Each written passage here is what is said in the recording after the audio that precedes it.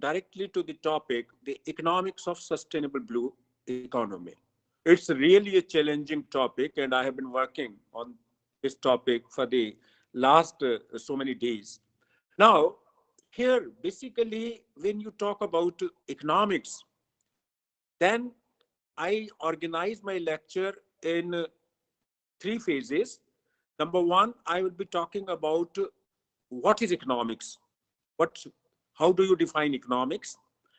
Then I will be talking about what is blue economy, and in the third, I will be talking about some philosophical issues, whether sustainable blue economy is a paradigm shift or not, what is a paradigm, and I will be leaving it up to you to answer the question whether you consider that sustainable blue economy is a paradigm shift or not.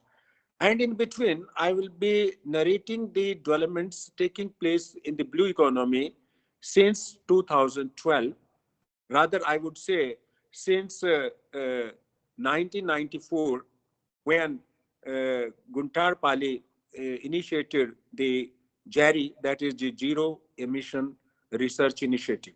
So now coming back to my first phase, that is, what is economics? If we go back to the history, Aristotle, who is a Greek philosopher, uh, termed economics as a science of household management.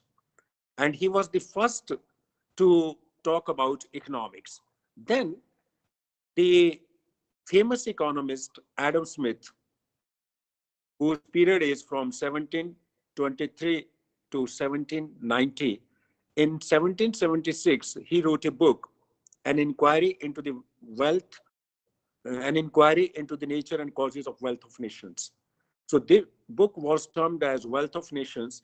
So he basically gave the first definition of economics, which is based on wealth, that the purpose of economics is to create wealth. So this definition was criticized because it was wealth-centric, limited in its scope, and overemphasized the material aspects of well-being. And no reference was made to resource scarcity. So these were some of the criticism which were leveled on the Adam Smith definition. Then Alfred Marshall wrote a book in 1890, Principles of Economics, and in that basically he defined economics as a welfare economics. He puts emphasis on human welfare, and he defined economics such as the study of mankind in the ordinary business of life. It examines that part of individual and social actions which is closely connected with the attainment and with the use of the material requisites of the well-being. So this definition was also criticized because it emphasized only the welfare aspect of the human being, and scarcity definition was missing.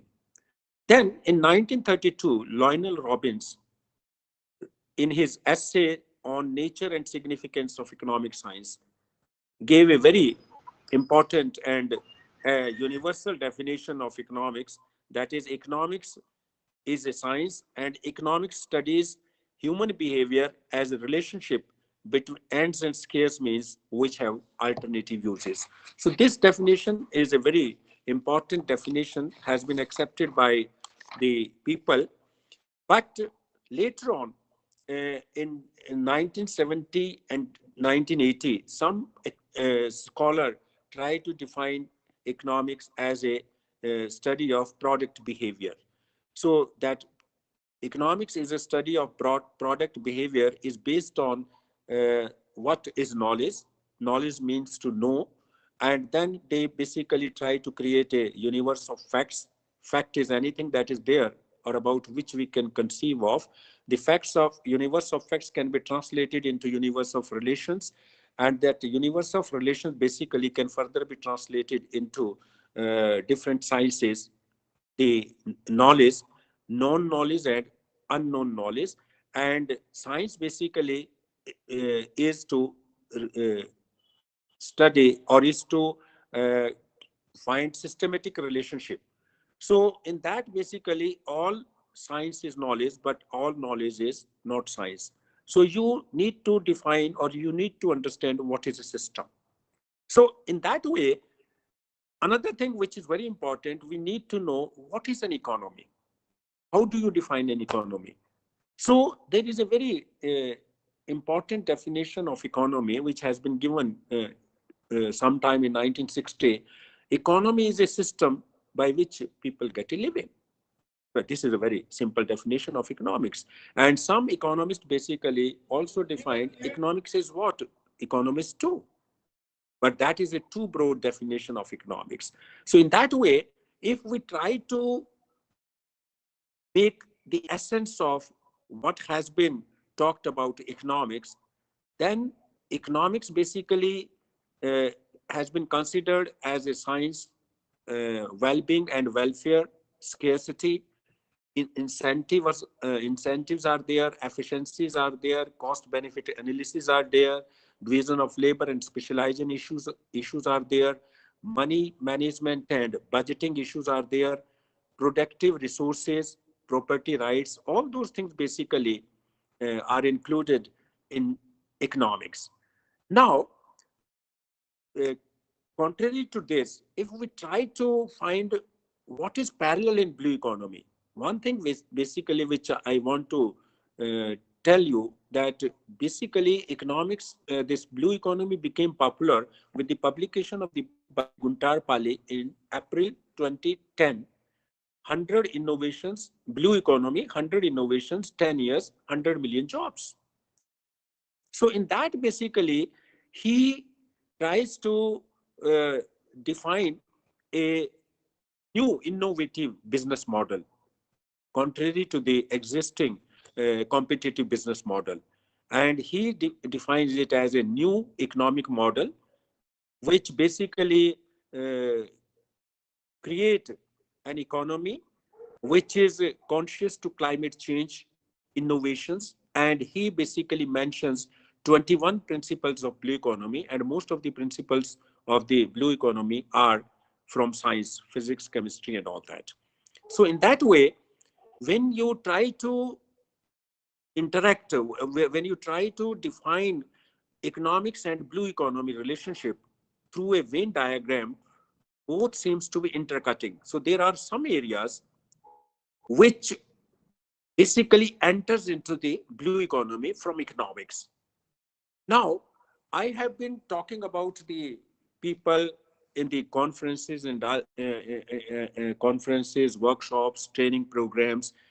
Now, the saddest part is that most of the economists, they are not so much interested in blue economy. So blue economy is a interdisciplinary subject in which there is a scope for, you see, lawyers, there is a scope for scientists, there is a scope for biologists, there is a scope for physicists, chemistry people.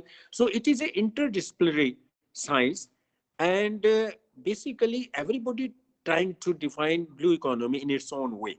But the most important definition, number one, there is no universal definition of blue economy. Each country has tried to define blue economy in its own way. And I recall that in May 2015, when there was a meeting of IORA in Durban, I tried to define the blue economy, and most of the people sitting there, they were the policymakers. They said, Professor, why you are defining the blue economy? Blue economy needs no definition. It is a practice. It is basically, we have to identify projects in the blue economy. But I told them that until we define blue economy, until we measure the size of the blue economy, it is not easy for us to understand blue economy. Later on, after 2015, in 2016, 17, 18, 19, and now onwards, there has been a number of definitions on blue economy. Some of the definitions have been given by the institutions like World Bank, WWF, UNCTAD, etc. Some of the definitions have been given by individuals, and here, basically, the take is that there is no universal definition of economics, but to my mind, uh, certainly the definition which is given by the World Bank in 2017, that seems to be most acceptable among the practitioner of the blue economy. And the definition is as follows.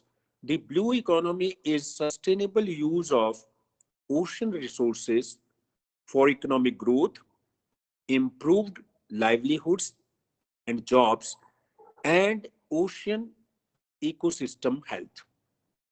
So if we try to accept and try to know this definition, if we try to explain this definition, so the growth component is there, economic growth. Economic growth is the subject matter of economics. Improved livelihood and jobs, that also is related to economics. But the third part, ocean economic system health, that basically is somewhat missing in the traditional economics, and that is what is very important under blue economy. Now here, one thing which I want to share with you, the blue economy earlier is known as ocean economy. Now also some people call it ocean economy, blue growth, new blue economy, green economy, blue green economy. So what is the difference between that? So when I was in IORA, some of the member states asked me, Professor, why we call it blue economy? Why not the ocean economy? Well, the line of demarcation between ocean economy and blue economy is very thin. Basically, the blue economy, if we do not bring into the element of environment protection, environment conservation, sustainability, then it is the ocean economy. Prior to the definition of blue economy, oceans have been exploited, but oceans have been exploited unsustainably without caring the health of the ocean. And by the in the year 2023, when we talk about the ocean economy, ocean health is in bad shape. Plastic pollution is there, acidification is there. So these are the major issues which basically needs to be tackled if we want to take advantage from the ocean. Then we talk about the deep ocean mining, and government of India basically is very keen to have the ocean, deep ocean mission. There are resources, minerals lying down on the surface of the ocean. They can be exploited, they can be harnessed. But that is a very controversial issue, and uh, has not been decided. Even just now, International Seabed Authority, the discussions are being held. Some countries, small country, small island developing countries, they basically, Papua New Guinea, etc. They are basically plow, etc. They basically, some of the countries, they are in favor of exploiting the surface of the ocean, but majority of the country led by France and other, they said no, we should not exploit the ocean. It should be postponed until we get the mature technologies, until we get the environment assessment on the deep ocean. Otherwise, it will be havoc for the human kind, humanity. So I'm not entering into that area because that is something different. Here, basically, our concern is on the economics of blue economy. So in that way, basically, what are the major sectors that comes into the blue economy? For example, renewable energy is there, tourism is there, fisheries and aquaculture is there, maritime transport, waste management is there, and the climate change issue is very important. Here, you should know that European Union basically is doing very wonderful work in reference to the blue economy. They are publishing the report every year, and you may see the latest report which was published in May 2023. In that report, basically, they keep on defining the blue economy, as well as they are estimating the contribution of each of the sectors of the blue economy, and what has been the share of the blue economy in their respective GDP. So I'm not going into the details of the 27 countries, but on average, from 2009 to 2023, the share of blue economy in the EU gross domestic product has been on average 1.4% to 1.5%. Now, you will be asking a question, what is the share of the blue economy in India's GDP? So the share of blue economy in India's GDP is around 4.1%. So that is the 2020 data. The share of the blue economy in China's GDP is more than 9%. The share of the blue economy in Mauritius GDP is more than 10%. The share of the blue economy in Malaysia GDP is around, you see, 23%. In Thailand, it is 22.6%. In Indonesia, it is 6.14%. In Vietnam, it is 18.8%.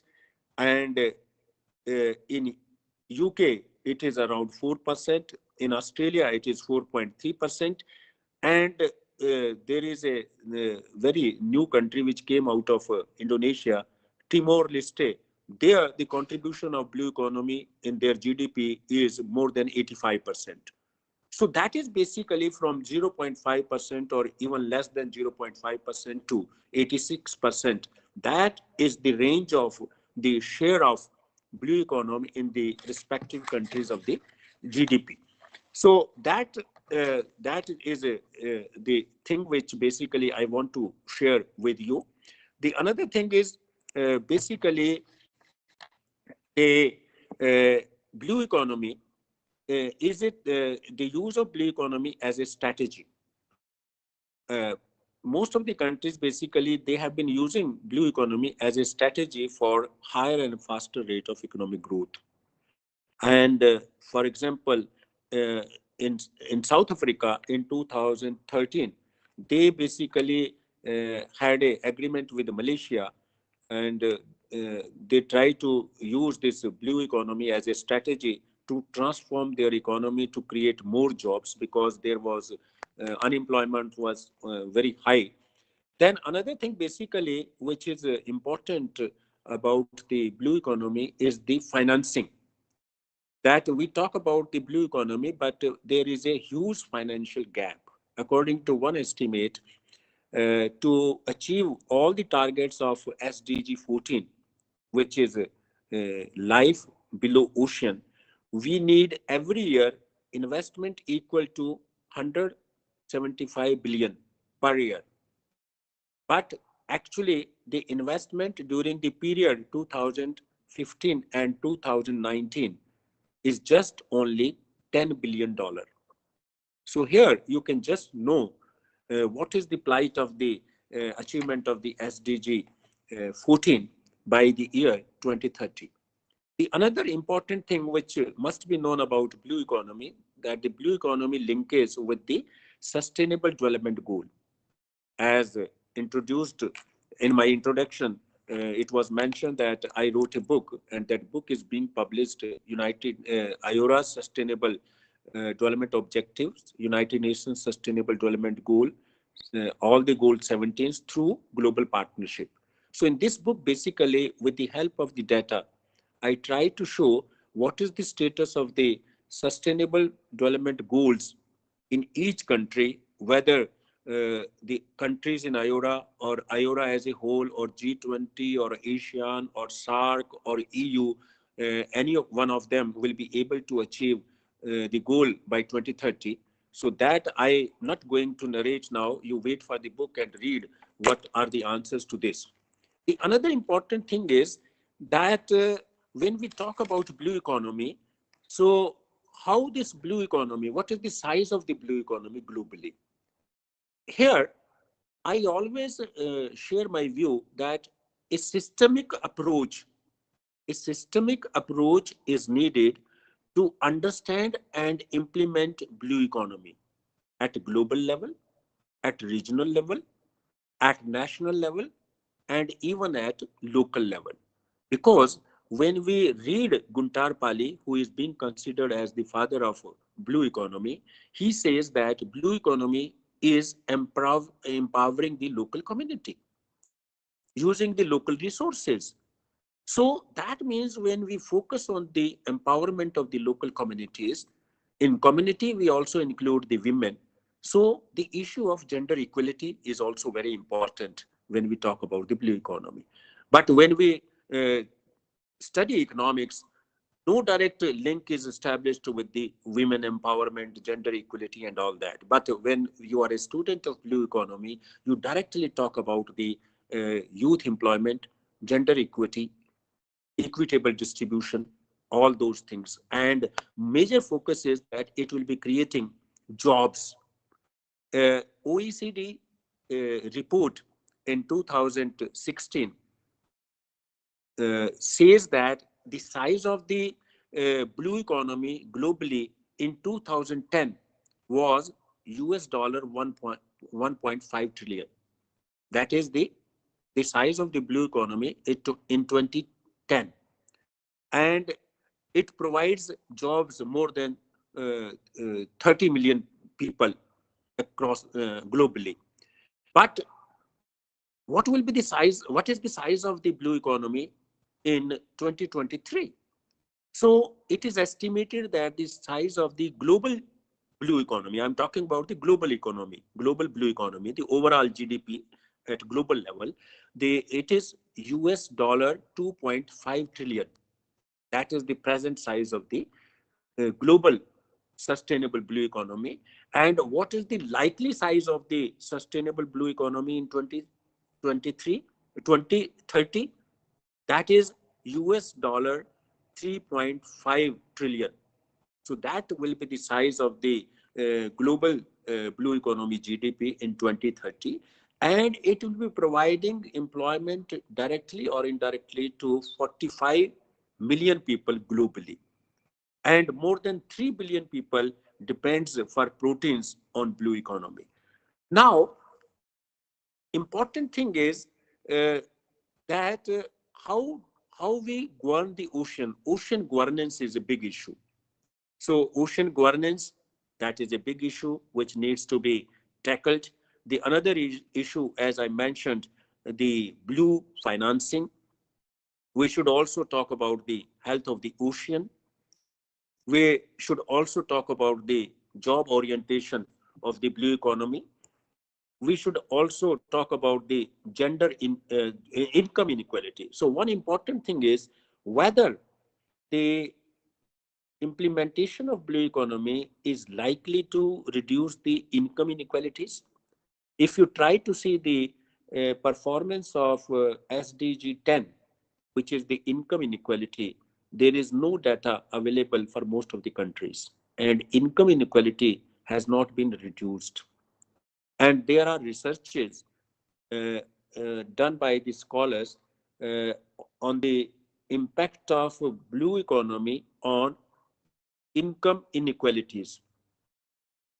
Can the blue economy, by using the science, technology, innovation, reduce the income inequality in future? The answer is uncertain. You cannot say positively that it is likely to reduce the income inequalities. It may, but there are no evidence that if you follow the strategy of blue economy, you can reduce the income inequalities. And that is the issue which is also important in economics, that income inequalities as a consequence of accelerated growth and all that, whatever is happening, whether you are achieving 6% growth rate, 10% growth rate. China basically achieved more than 10% growth rate during the period, you see, 70s, you see, when China introduced reforms in 70s, late 70s. And even having such a high rate of economic growth, income inequalities are not less in China. Income inequalities are there in US, income inequalities are also there in India, income inequalities are almost there in almost all the countries. So income inequalities basically is a challenge to both, whether you talk about economics or whether you talk about blue economy. So here basically I'm trying to give you a view under this topic about two things. One is, what is the relationship between economics and blue economy? And secondly, I'm trying to make you understand what is the economics of blue economy. So that aspect is also very important, you see. For example, if you try to understand the economics of blue economy, then basically you need the help of the economic tools such as cost benefit analysis, other econometric models, etc. That is, I said in my part of the lecture, that it is a sad part that very celebrated economists, they are not coming to the field of the blue economy. And there are so many people which talk about the blue economy. Bureaucrats are there, you see, other scientists are there, lawyers are there, but persons from medical backgrounds are there. So economists, basically, they are not talking so much about the blue economy. Now the trend is changing, and that is what I'm trying. I was talking to your professor that let us try and introduce the blue economy at university level. There can be some courses which can be taught to the students. So that is my concern. And then another thing which basically needs to be highlighted, that is the role of science, technology, and innovation in understanding and implementing blue economy. So that has been the focus of India's G20 presidency with reference to blue economy. There have been, you see, workshop, conferences, deliberations between the G20 members, and India highlighted that how or in what way the science, technology, innovation can help to harness the ocean resources sustainably. We talk about the artificial intelligence, we talk about the robotics, we talk about the digitalization. So these are the things basically which are making it possible to harness the oceanic resources. Another important factor which I want to tell you, that till now only 5% of the ocean surface has been explored. 95% of the ocean surface we don't know what is there. And the depth of the ocean surface is maximum depth is in between 11,000 meters to 12,000 meters. And ocean, basically, you must be knowing that 72% of the earth is surrounded by ocean, waters and waters only. Another fact about the ocean economy, the blue economy, is that 64% of the ocean surface is termed as high ocean, high sea. High sea, basically 64% of the total area of the ocean. It is the open ocean, high sea, which belongs to mankind. Here, any country, the number of countries is more than 200. This belongs to all the mankind, all the 200 countries. Anybody can go to the high ocean and explore the resources. It is not the property of any country. The sovereign rights of the individual countries, basically, in ocean is explained by the concept of exclusive economic zone, EEZ. So that area totally is about 36%. And in order to uh, exploit the resources in the exclusive economic zone, there are certain responsibilities also. You have to provide free passes to the ships from other countries, and that is covered under UNCLOS. So I am not going into the detail of the UNCLOS Agreement 1982, and then the then the subsequent agreements, you see, of UNCLOS. So that area belongs to the lawyers. Then another issue which is very important, if I don't touch, I think you won't be appreciating the blue economy, that is the maritime safety and security. Maritime domain awareness is a very important issue, is a very important aspect of blue economy. But here, basically, the problem is, the issue is that you have to create a balance between the maritime domain awareness, that is the maritime safety and security, and development aspect of blue economy. So the purpose of the blue economy is to accelerate development. It has been considered by a number of countries as a development paradigm. For example, in IORA's meeting in 2013 in Australia, the member country agreed that it is a new paradigm of economic development for all the 23 IORA countries. Then in ASEAN also, they are focusing on the implementation of blue economy. In the latest meeting of the ASEAN, which was there in September 2023, attended by the Honorable Prime Minister of India, Shri Narendra Modi ji also. So they basically focusing on the issue how the blue economy strategy can accelerate the development in the Asian countries, can lead to inclusive growth. And another important thing is that each country should have a national ocean policy. US was the first country which basically made a national ocean policy long back in 1970. And then Australia basically had a national ocean policy 2010.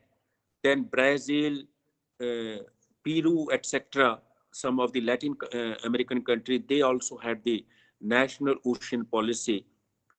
India and Japan, they also had their national policy, but they made it very late in 2021. So in order to exploit the oceanic resources sustainably, we do have the national ocean policy. Then another important issue is that of coordination. How to coordinate the different ministries about the exploitation of the oceanic resources. In India, it is the Ministry of Earth Sciences, but there are certain issues. In some countries, it is done by the president of the country, the president office. In some countries, it is the Prime Minister's office, for example, in Bangladesh, which take care of the blue economy implementation. So in that context, I think India needs to revise its policy, how to coordinate among the different ministries to implement the blue economy, making India a $10 trillion dollar economy by the year 2030. That is possible because 9 of the states of India is the coastal states. And if we are able to increase the GDP, state domestic product of the 9 coastal states, Odisha is one of them, then basically we can move towards the goal of achieving 10 trillion economy. But here, the issue should remain that we should make the policies which are pro people,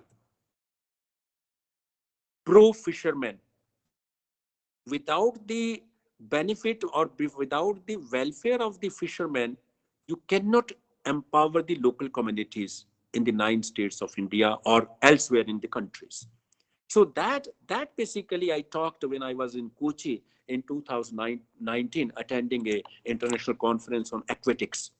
So aquatics basically provides a natural and rich source of capital, and the total capital which is coming from the ocean ecosystem is around US dollar 24 trillion per year. So that is the direct or indirect value of the oceanic resources. Then another thing is very important, that blue economy is very important for SIDS countries, small island developing countries, which is about 53 countries like Mauritius, Palau, Fiji, and other SIDS states.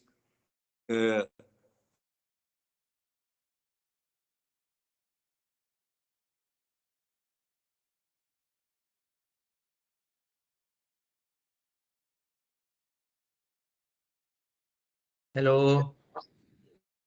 Hello. Hello, sir. Hello. Vishant.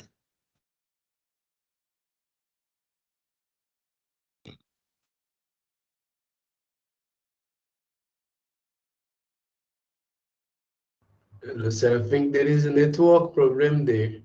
Yes, sir. Yes. Please conclude it, but your voice is audible. Is it one, sir? I think sir has disappeared, so I don't know what happened. You can call by phone maybe and ask. You can inform by phone. Hello. He is back, sir. Yes, yes, yes, please. Sir, you can conclude within 5 minutes, sir. Sir, please unmute. Please unmute. Please unmute, sir. Please unmute. Sir, please unmute yourself. Sir, please unmute. Sir, unmute कीजिए. Sir, आपका voice सुनाई नहीं दे रहा है. Your voice is not audible. Please unmute.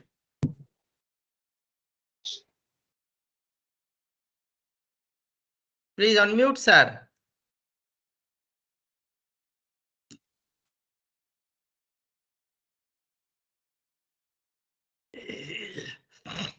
ଯାଉ କେତେ ସମୟ ଶୁଭିକିରି ଭଲ ଚାଲିଲା.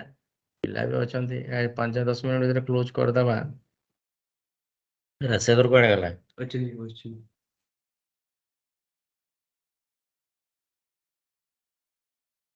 Can anyone send the link for today meeting? କଣ ଏଇଟା?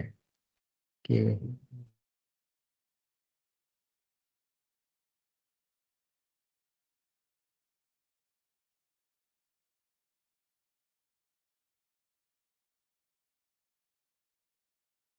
Google form link. अच्छा.